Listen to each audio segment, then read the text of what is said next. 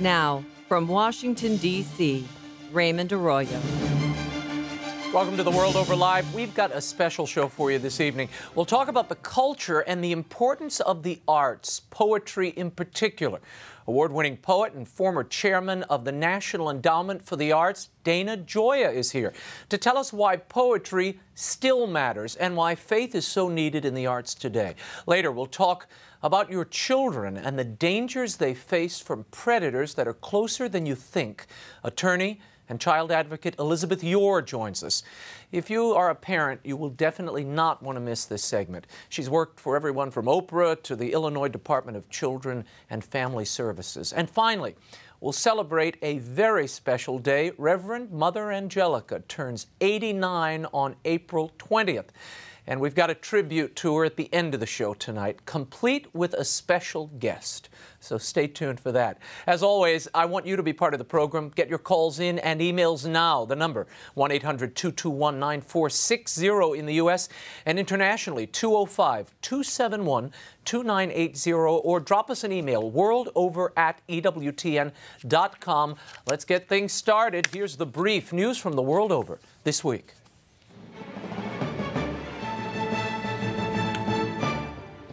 The Vatican has announced a full-scale overhaul of the largest umbrella group for female religious in the United States.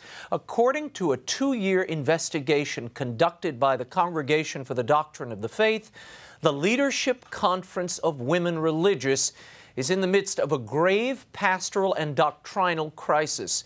The CDF notes the group's dissent from church teaching on the priesthood, homosexuality, and promoting what it called certain radical feminist themes incompatible with the Catholic faith. In addition, the LCWR has presented to its members theological and doctrinal errors and showed, quote, scant regard for the magisterium. The Vatican says the Leadership Conference has risked distorting church teaching on the divinity of Christ, the Trinity, the Eucharist, and the inspiration of sacred Scripture. Notably, the group also worked against the U.S. bishops during the debate over President Obama's health care overhaul. As a remedy, the Vatican has appointed Archbishop Peter Sartain of Seattle to lead a renewal effort. It will include rewriting the group's statutes, reviewing all its plans and programs, approving speakers at public events, and ensuring the group properly follows liturgy and prayer. The LCWR has approximately 1,500 members across the U.S. and claims to represent 57,000 religious sisters. And the acceptance of the Society of St. Pius X, the traditionalist group, into full communion with the Catholic Church could be only weeks away.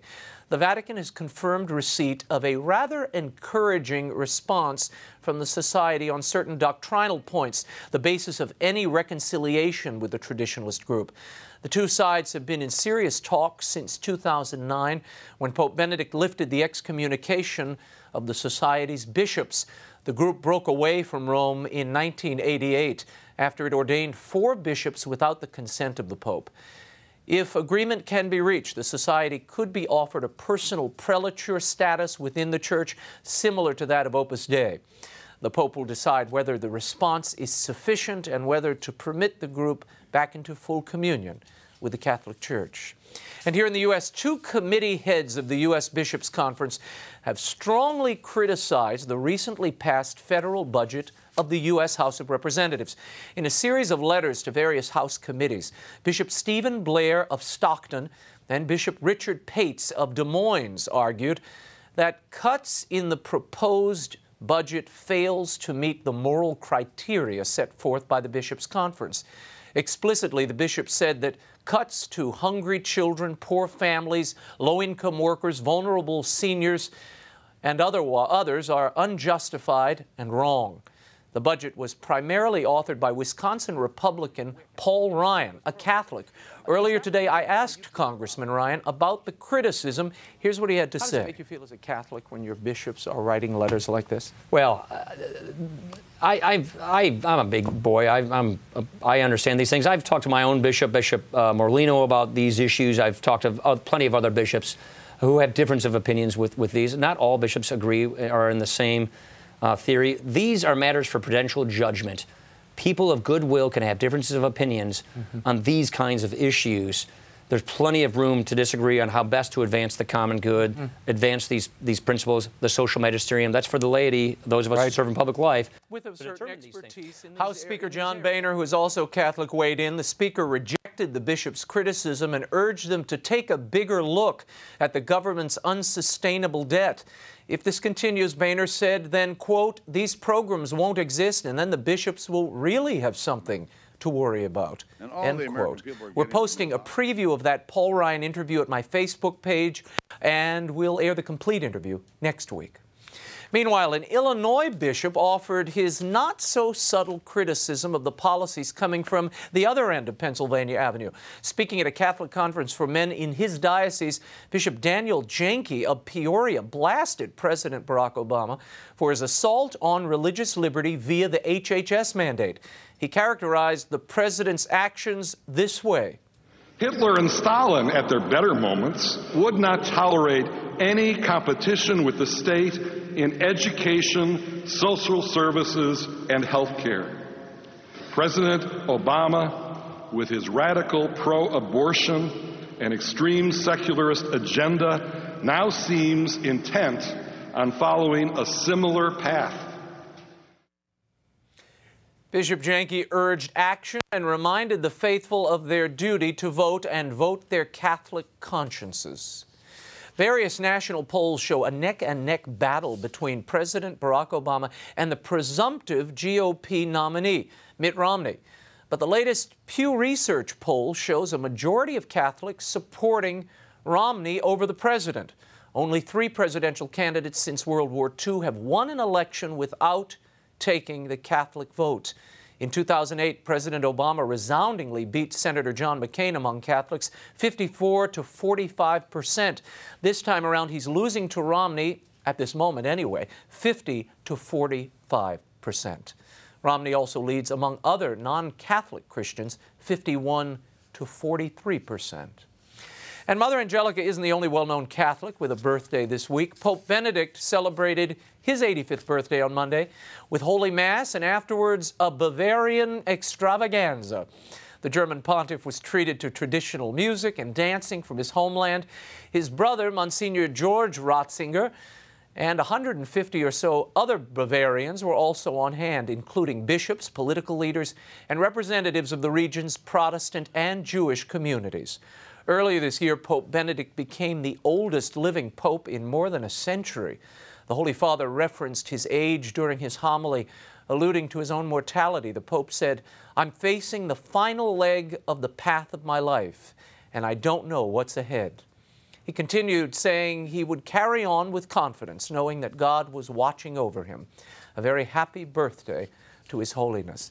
And a programming note, tune in to EWTN for complete coverage of the National Catholic Prayer Breakfast, which was held Thursday in Washington, D.C. Archbishop Chalikut of the Holy See Mission to the UN, Carl Anderson of the Knights of Columbus will speak. Rachel Campos Duffy is the MC, and you can watch it here in the U.S. and Canada on Friday, April 20th at 9 a.m. Eastern, and an encore Saturday, the 21st at 1 p.m. Eastern.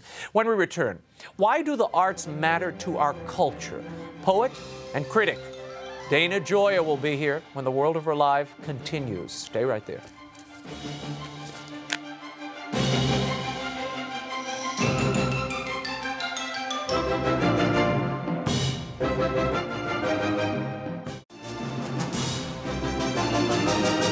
Now, once again, Raymond Arroyo. Welcome back to The World Over Live. My first guest is an award-winning, internationally renowned poet, and as former chairman of the National Endowment for the Arts, he was an enthusiastic promoter of the arts in society. He has a new collection of poetry coming out on May 8th. It's called Pity the Beauty. It's absolutely gorgeous. You have to get your hands on it, as well as the 10th anniversary of his landmark work, Can Poetry Matter? We're pleased to welcome Dana Gioia to the program. Dana, glad to be so here. Good to have you. I want to start with, in the 20th century, we had Graham Greene, Walker Percy, Evelyn Waugh, Flannery O'Connor. You mentioned Tennessee Williams in one of your pieces.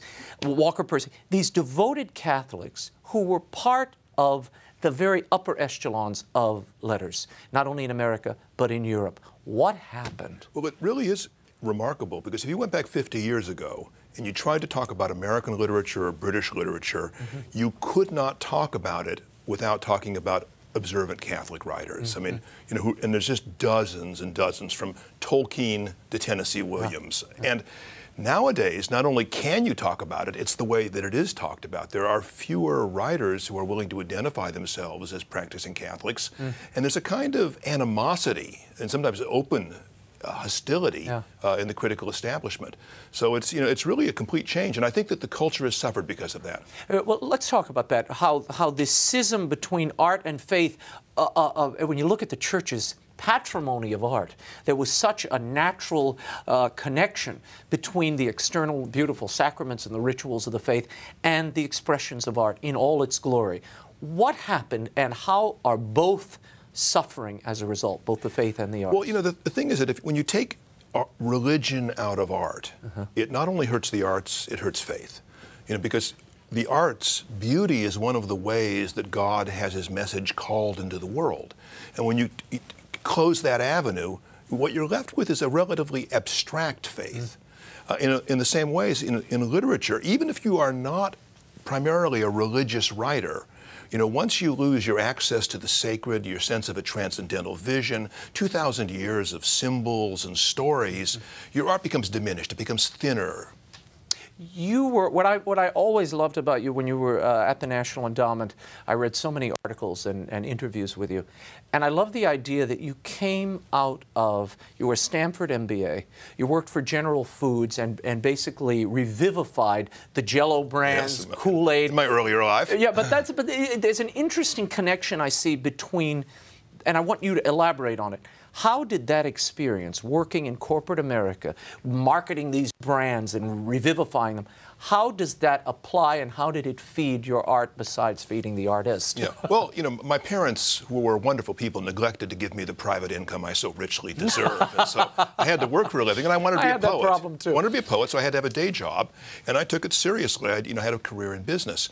And the interesting thing is that, you know, having left graduate school, I was at Harvard Graduate School before I was in business, I was now among people who were intelligent people, alert people, but non-literary people. And hearing them talk, hearing what interested them was nourishing to me as a writer, because it reinforced my sense that unless your writing appeals to somebody besides other artists and intellectuals, I don't think you're really doing your job. You know, in your book, and I referenced it earlier, Can Poetry Matter, which there's a new edition of it out, based on a 1991 Atlantic article. In it, you define poetry as a subculture, and I think for so many people watching, it is a subculture. It's something. Poetry is not something that's part of their daily life. And you write, the energy of American poetry, which was once directed outward, is now increasingly focused inward. Isn't that where all the high arts are? Well, that's actually the legacy of the 20th century. You know, the arts have gone from things that were mainstream into our society into specialized intellectual disciplines. You know, and that hurts the artists as well as society. I mean, what you really want in an art is a kind of open conversation between the artist and the audience. The smaller that gets, the more starved the art form becomes. When did you start writing poetry, and under what circumstances? My first poem was written in 4th grade when Sister, Mary Lorenz assigned us to write a poem on our guardian angel. I came in second. And you're still writing about angels, which I'm going to make you read in a minute. Yeah. Go ahead. But I really became serious about poetry when I was about 19 and 20. I was actually in Vienna studying music, speaking German, and suddenly I found myself just writing poetry. And when I came back to the States, I knew that what I wanted as my life's work in the country was to be a poet. What that meant, I didn't really understand. But you did understand that interplay between commerce, working and being a part of the world, like your audience, and you talked about it a moment ago, that conversation. You wrote something that I thought working in business teaches you how to get things done. Right. Working in the arts gives you a sense of what needs to be done. And being a Catholic gives you some sense of standards. Yeah, I like all of that. You wrote this, or you said this in an interview. When you're 15 years old, we all We do all these various things, sports, music, this, that, and the other. And as we get older, we keep narrowing.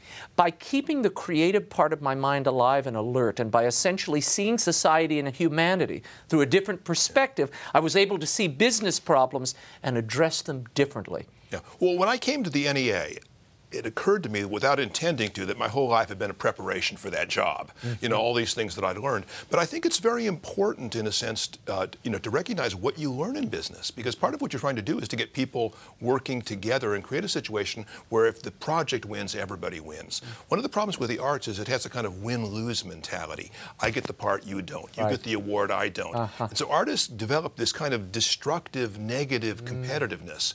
And in business, curiously, even though it's, you know, in the violent free market, actually there's a better spirit of cooperation in teams. Yeah, the ego is not quite so prominent. Well, it's also not so personal. Yes. With the arts, everything is so personal. It's your work, it's your voice, it's your poetry, it's your Yes. Even if you succeed, you feel you failed. Right. You know, That's true. That is true. Now, tell me, when did you write? There was something I came across that you initially started, you would write in the evenings after work. Well, I wrote every night after work, except for Friday, when I sort of took the night off. And then on the weekends, if I was doing something in the evening, I wrote during the day, and if I was doing something during the day, I wrote in the evening. So I wrote 6 days a week, and I didn't have that much time, but it gave me the kind of continuity. And the funny thing is that since I didn't have to do it for a living, I could write in a way that really pleased me. And what would you say to the aspiring artist? I know there's some of them out there. People, I don't have the time. It's so difficult. I need to carve out months to write my novel, my book. Exactly. I mean, I know thousands of people who are waiting for their life to slow down so they can become an artist. Your life is not going to slow down probably until you're in the grave. And so you've got to find a way of actually, you know, in a sense, making your priorities matter. I mean, so what happens is that most people don't really set priorities in their life. And I made it a priority, and I give up other things. And the funny thing is that most of the things you give up, you don't miss.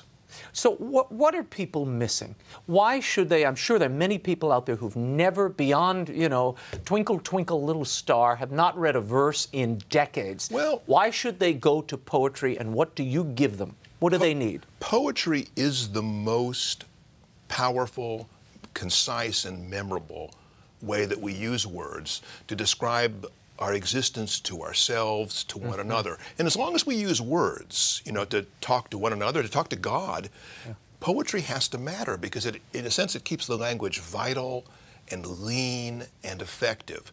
So the reason that you listen to a poem, that you read a poem, it's to awaken things inside of yourself to a better sense of who you are and what it is that you are in life. I want to share with the audience something, and I love this. It's not only a great little poem, it's also a bit of social commentary. And you write in the new book, Pity the Beautiful. It's called Shopping. I enter the temple of my people, but do not pray. I pass the altars of the gods, but do not kneel or offer sacrifices proper to the season. Strolling the hushed aisles of the department store, I see visions shining under glass, divinities of leather, gold, and porcelain, shrines of cut crystal, stainless steel, and silicone.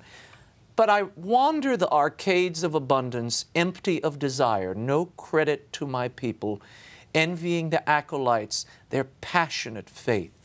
Blessed are the acquisitive, for theirs is the kingdom of commerce.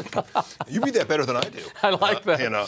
That's fun. Well, you know, I mean, we are in a society which is wildly, you know, destructively materialistic. And so what I did is I began to write about basically a shopping center at Christmas in terms of as if it were the religious experience, and sort of going through there and not being, if you're not part of that culture, it seems so bizarre. The temple of my people. I love that. And when I walk into some of these malls, you see the little shrines set up, you know, the Justin Bieber shrine, the, you know, Obsession Calvin Klein shrine. It is all these amazing. Temporary gods that people worship. It is amazing. I love that insight. And before we go later, I'm going to ask you to read a poem that's central to this new work. Let me talk about your tenure as NEA chief for a moment. You were very big on the proclaimed word, particularly Shakespeare. You had a Shakespeare in American communities, and you brought Shakespeare to communities that had never heard it, hadn't seen it, didn't have access to it, even to military bases. Yes. Why is it so important for people to hear a writer long dead, a dead white guy from hundreds of years ago? Well, let's start off with the fact that Shakespeare's the greatest writer who ever lived in English. Probably the greatest playwright who ever lived anywhere. But the fact is that theater is an extraordinarily powerful art form because we experience it communally. And you have a sense of not only how you react, but how the people around you react, this kind of conversation you have. And when you, in a community, when people are only watching television, they're all hooked up to the internet and these sort of isolating electronic devices, the importance of arts in a community is extraordinary. Now, another fact is that the average American high school student has never been to a play. And so what we're trying to do is to bring the greatest playwright in English to places that would not otherwise have them, and bring millions and millions of high school kids and ordinary people into a great performance of a great play. And I felt that that had cultural power. It civilizes us. Yeah. You're not a big Twitter fan. I was reading your comments about this social networking phenomena. Well, I mean, what is your take? What's the problem? I'm not anti-Twitter, but I tend to think it's the perfect emblem of the shortened American attention span. 140 characters. Yeah. I mean, one of the main things I did at the NEA was to proclaim really the importance of reading and the disaster in this country has about the decline of reading. Right.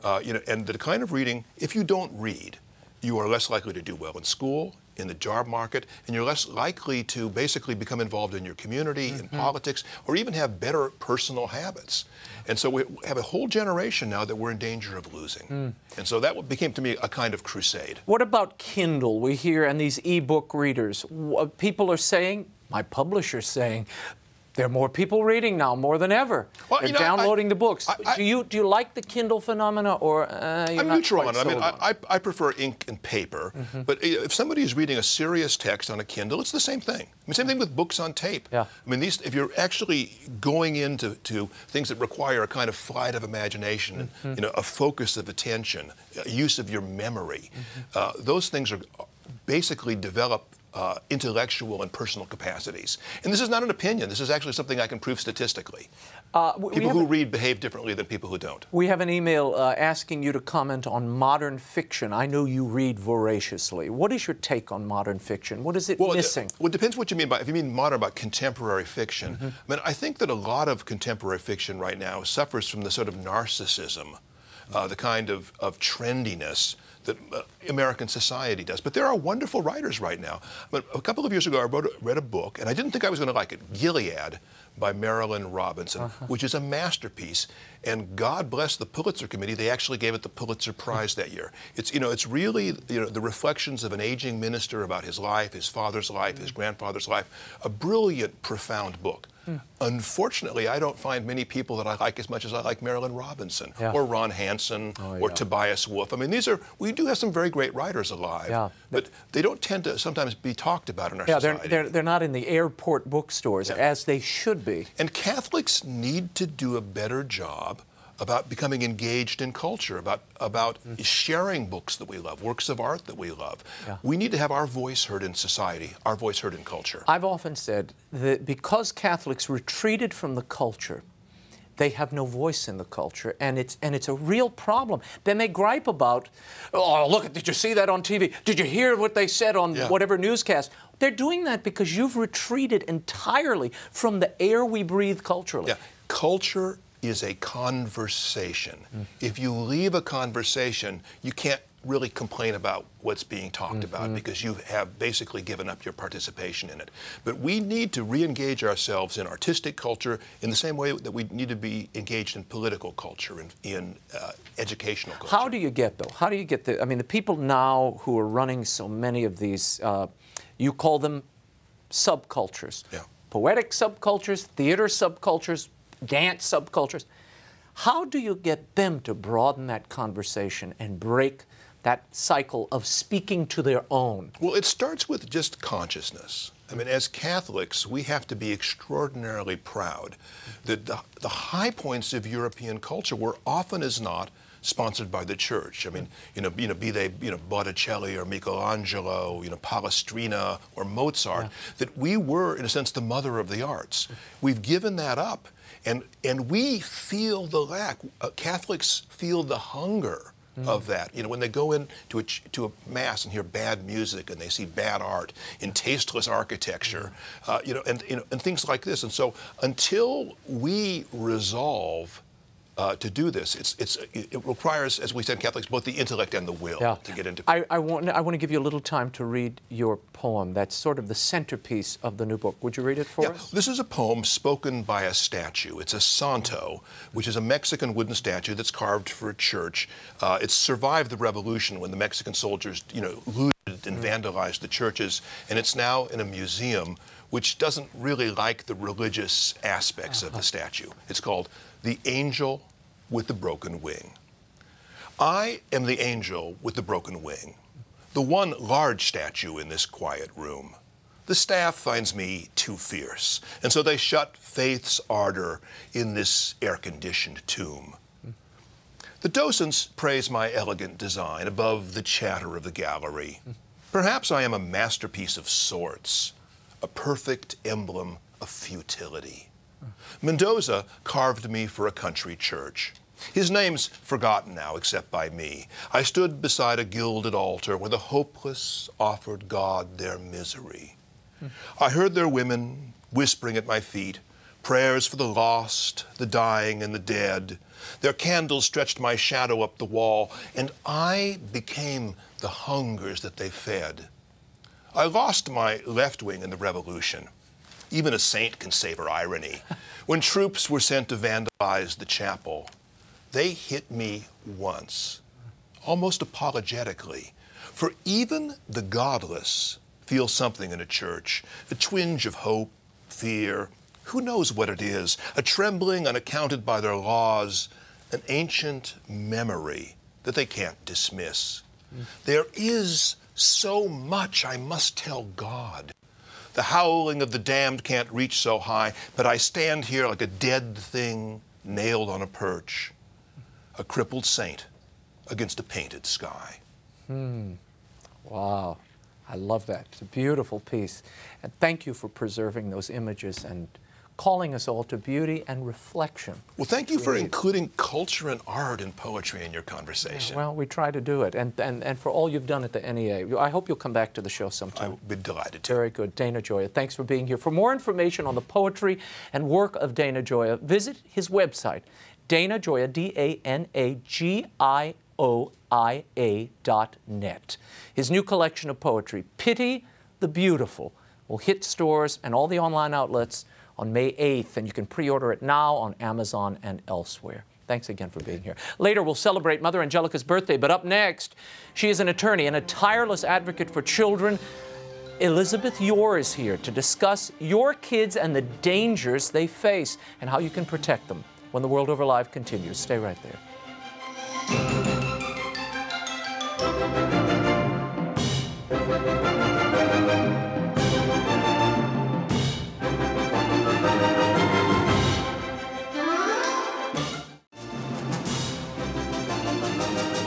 Now, once again, Raymond Arroyo. Welcome back to The World Over Live. My next guest has spent 30 years defending and advocating for children all over the world. She served as general counsel for the Illinois Department of Children and Family Services, as well as the National Center for Missing and Exploited Children.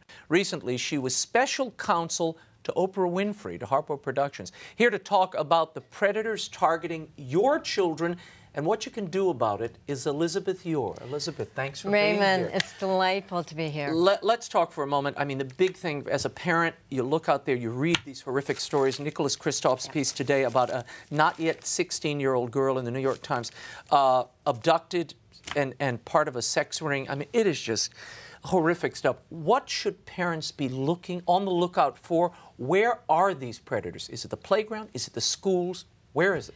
Well, the predators are all over. But where are they migrating now? They're going where the kids are, and we know where the kids are. The kids are on the internet, and they're on their cell phones. And I often say they've left really the playground, the predators have, and now they're in the child's pocket or in their backpack. That's where they keep their phone, because with access to the internet, that's where they can get the children.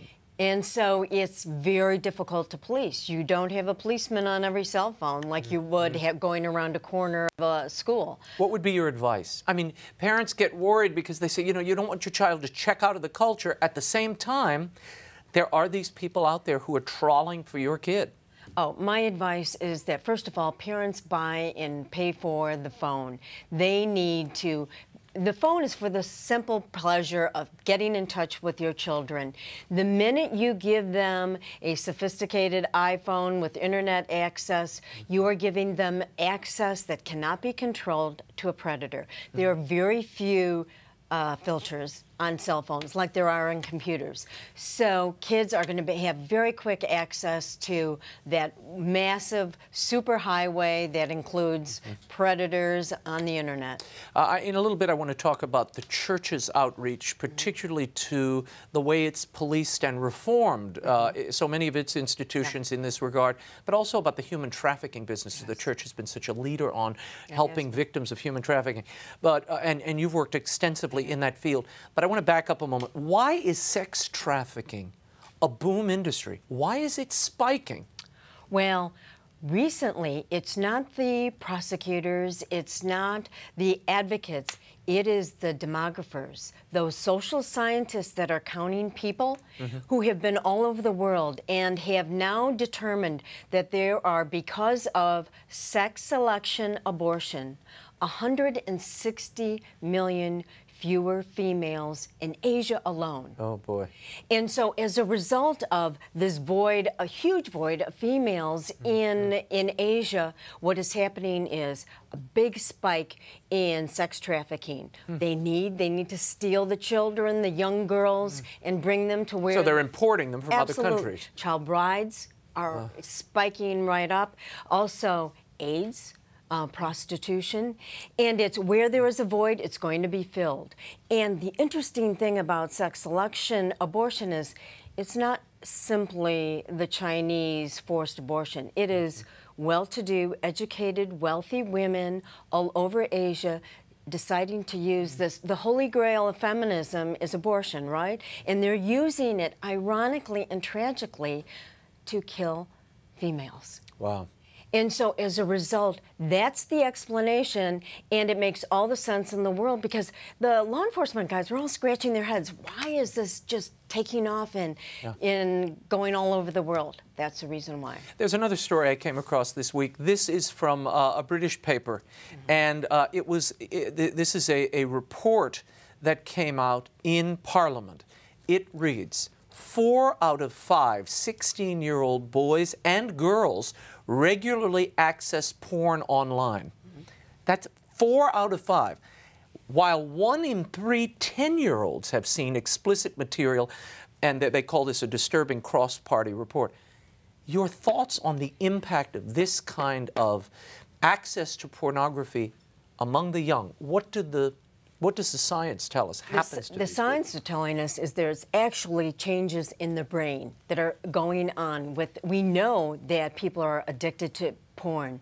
The fact that the brain that hasn't fully developed in a child is seeing these images, and this isn't the 1953 Playboy magazine still. Right. These are violent, vile, the worst of the worst kind of graphic videos that these young children, impressionable children, 10 years old, and the impact it has on relationships, on self-esteem, and we're now hearing from divorce lawyers, the divorce bar, psychologists, the American Psychological Association. And that fracturing of the family creates more possibilities of victimhood among the children, yes? Exactly, exactly. The thing is that's why, you know, when they have this internet in their pocket, within their phone, that's why these kids are, you know, like kids will experiment, but the experiment is having lasting impact. And the objectification of women. Yeah, this piece, over 60% of 11 to 16-year-olds, 60% have internet access in their rooms compared to 30% 6 years ago. How is this article makes reference to, this could lead them to be sexually groomed. What does that mean? Sexually groomed, it's the term that we use with respect to predators. What they do is they know that they have to slowly lure, groom children into sexual abuse. And what they do is initially start sending them pictures. And sometimes they send them sexually suggestive remarks. And gradually they keep upping the ante. And then you send me a picture of yourself, and they describe to the children what they want. And so as a result, their inhibitions are lowered, and you have a system where sooner or later children are, we know children are meeting predators, they're becoming victimized. Many kids go on the run to meet their predators, and they can't be found. And so it is this whole objectification of the human being that has created enormous problems. The treatment programs are saying, we've got addiction to porn coming in through the doors by the dozens. And it's everywhere. I mean, it's on billboards. It's this week, the Urban Outfitters had the two women kissing. You've got this stuff all over Abercrombie and Fitch catalogs. The explicitness of the culture has sort of raised what is normal, normative behavior. And the question is that what's to blame for so much of this? Absolutely. You know, the police officers who are doing child pornography crimes and investigations, they are for the first time ever coming to these conferences and saying, we got a really bad problem with pornography. And we're thinking very clearly as we examine these computers of these predators that pornography has become the gateway to child pornography. You know, you get bored. They get bored, keep looking at the same old pictures, and they keep pushing the envelope and pushing the envelope. And it's become a worldwide phenomenon. Guess how many computers are trading child pornography at this moment in the United States? I have no idea.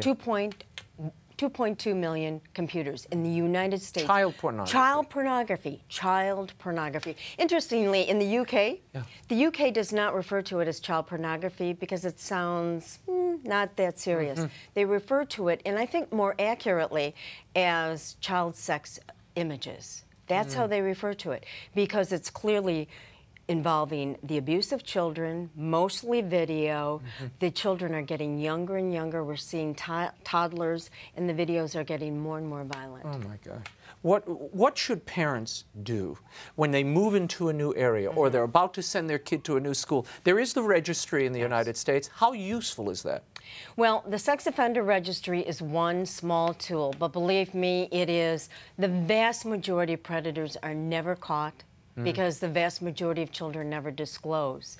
The small number of predators, really, on the registry, it's good to know they're in your neighborhood. But believe me, there are the guy next door, the teacher, the coach. And I would suggest to parents, just do this little trick. Put a Google alert on your email for just a month, and Google alert child sex predators and child pornography. And read those articles when they come into your email. What you're going to find is it's everyday people who are the predators. The teachers, the coaches, the police officers. What explains the explosion we've seen in child abuse on university campuses? Well, I don't think university campuses are any different than any other institution. Yeah, but it's not a place you imagine children hanging out. It isn't. You would think, oh, they're young adults, Right. They're over the age of 18. But what is interesting, and I'm sure your audience will understand, for example, Penn State. Penn State, every summer, has 220,000 children visiting its campus, living on campus, going to debate camps and band camps and soccer camps and basketball camps. You have a city of children in a university, you know, quite frankly, that aren't very well policed with our young adults, and now they are being charged with the responsibility, and they don't have the qualifications truly to take care and protect children on campus.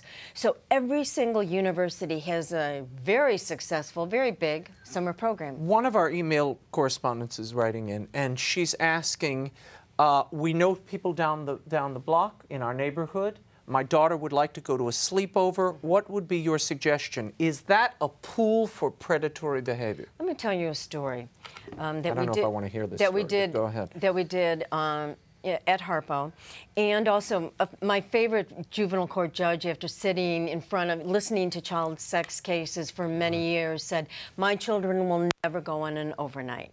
And because she knows that what happens in overnights, that many children get abused at overnights. Let me tell you about the story. Just a man, father, just a bastion of all sorts of great. He was involved in the community. He was a coach. Everybody loved this man. He had a 10-year-old daughter. All the 10-year-old girls, 10-year-old girls would repeatedly go over and have overnights. What happened when the girls went overnights is they would have their little juice boxes, and he would spike the juice boxes so the girls would pass out. And he had cameras built into the walls, and he would sexually molest the children and film them during this overnight. And of course, the girls would wake up and wouldn't know, remember anything. Well, it was not the children that disclosed. How did they find him? The police were watching his computer for child pornography. They arrested him for child pornography, forensically examined the computer, and all of a sudden they started seeing these videos and looked at the basement and started putting two and two together, and that's how it was uncovered.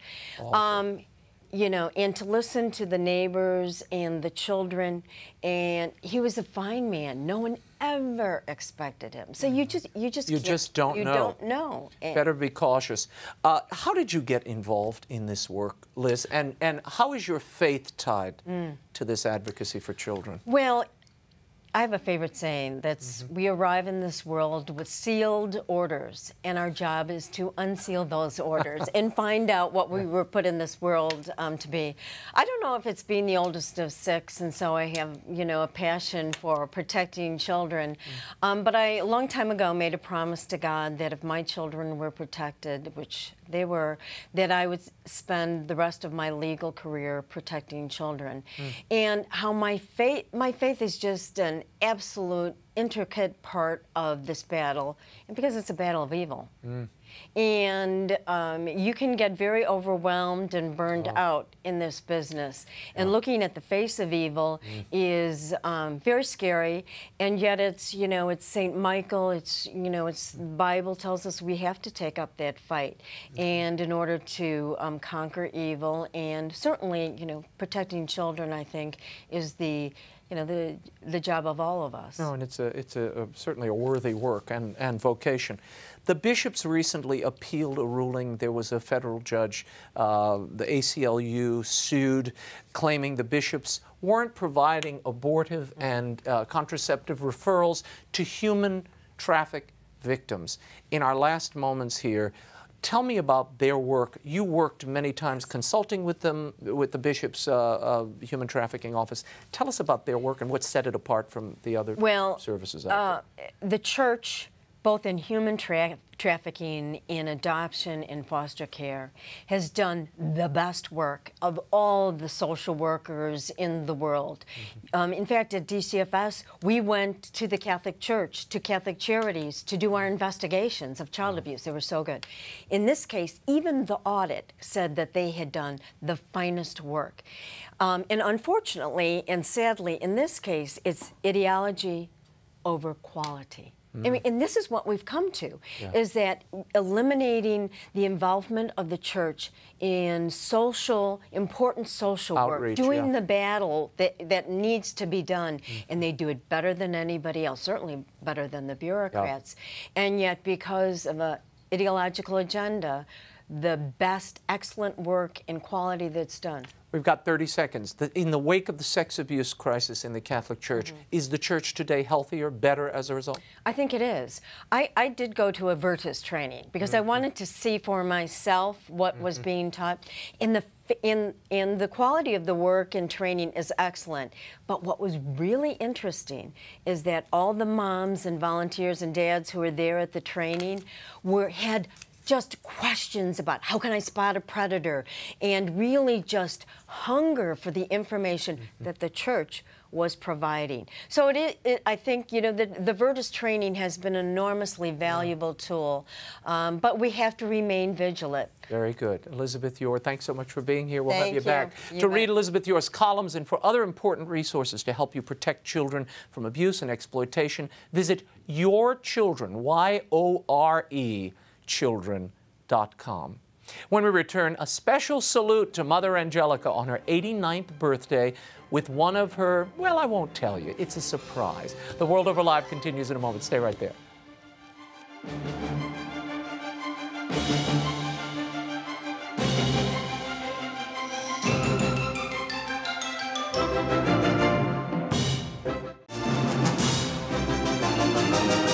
Now, once again, Raymond Arroyo.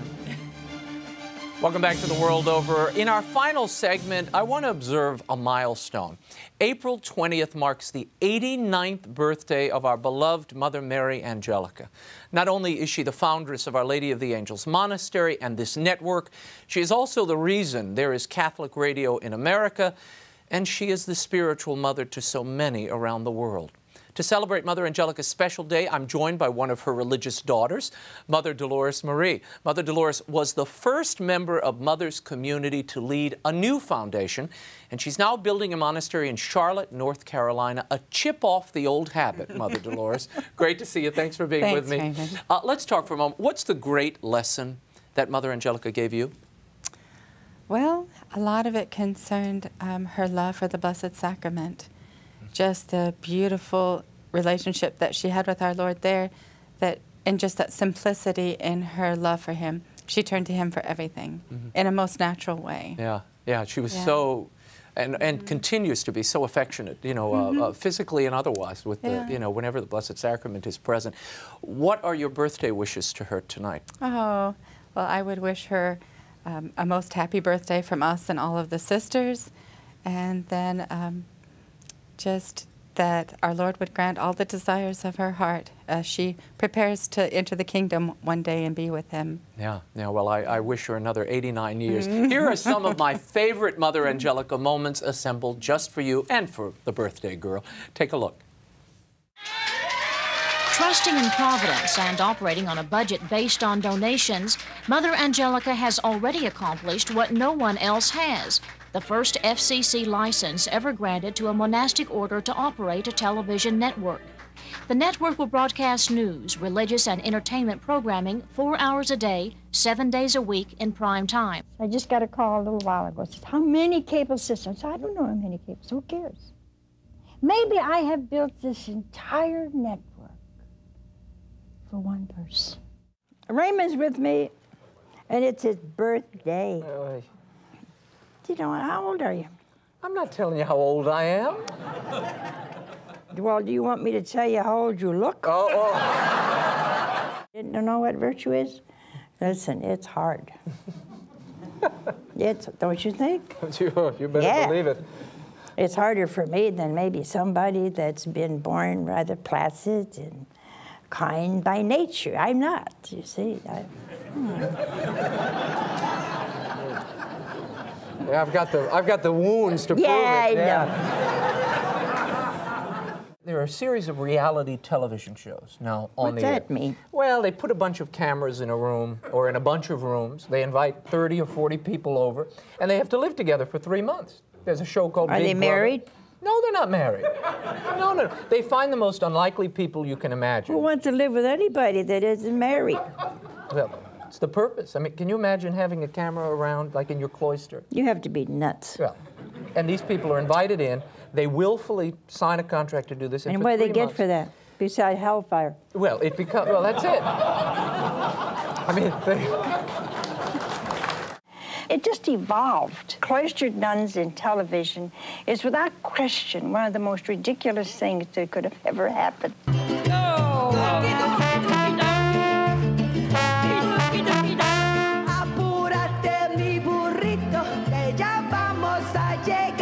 One time somebody said to me, we're very faulty, they said, why don't you air these people? And I said, no, I won't. because I don't think they're Catholic. He says, by what right do you have to say that? I said, I own the network. And he said, well, you won't always be there. And I said, I'll blow the damn thing up before you get your hands on it.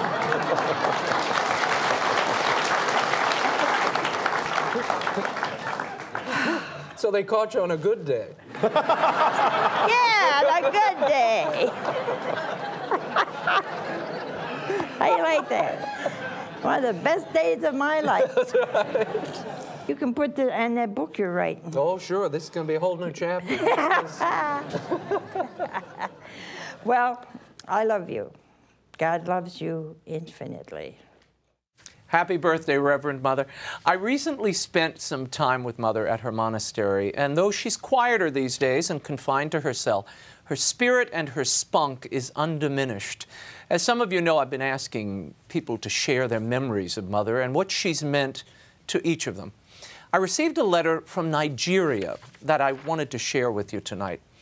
This correspondent writes, Raymond, I am 14 years old, Catholic, and my formation owes so much to EWTN, which Mother Angelica established. Apart from my catechist Bishop Edmund Fitzgibbon of happy, blessed memory, I owe most of my knowledge of the faith to the excellent programs on this network. Mother's personal encounter with the child Jesus on the trip to Bogota, Colombia has remained indelible in my memory. Her response to the request of Divino Niño is an example of total dependence on divine providence and has bolstered my confidence as I collaborate with Our Lady of Fatima Sisters in the Jos Archdiocese, establishing a secondary school at Coal. So, my dear Ray, if I were to continue recounting her impact in our lives, your program would not be sufficient to narrate what Mother has been to me, for she has been just that, Mother. For an African who lives in Jos, Nigeria, whose faith has been sorely tried in the past crisis-ridden 11 years, a mother is invaluable. We shall not ever lose her, for whether here or in heaven, she will remain Mother. Now, talking of the new evangelization, after John Paul the Great, who has done more than EWTN's foundress, Mother Angelica? Happy birthday, Mother Angelica, and thank you for formation, formation, formation from your son in the faith and co-pilgrim, Mishak Chindaba. And he writes from Nigeria. So, beautiful letter. And we've gotten hundreds like that. I'll be sharing more of those in the coming weeks. And dear Mother, on behalf of all the viewers of this program, Mother Dolores and all of us, happy birthday. Thank you for the many gifts you've given, both seen and unseen, to millions around the globe. I love you, Mama. And we'll share those letters with you and your interesting, beautiful insights in the weeks ahead. Next week, author and blogger Rachel Campos Duffy and Mother Dolores will join us on a special show focused on women. Until next time, we'll be scouting the world over for all that is seen and unseen. On behalf of the staff and crew of EWTN News, I'm Raymond Arroyo. We'll see you next time. Bye now.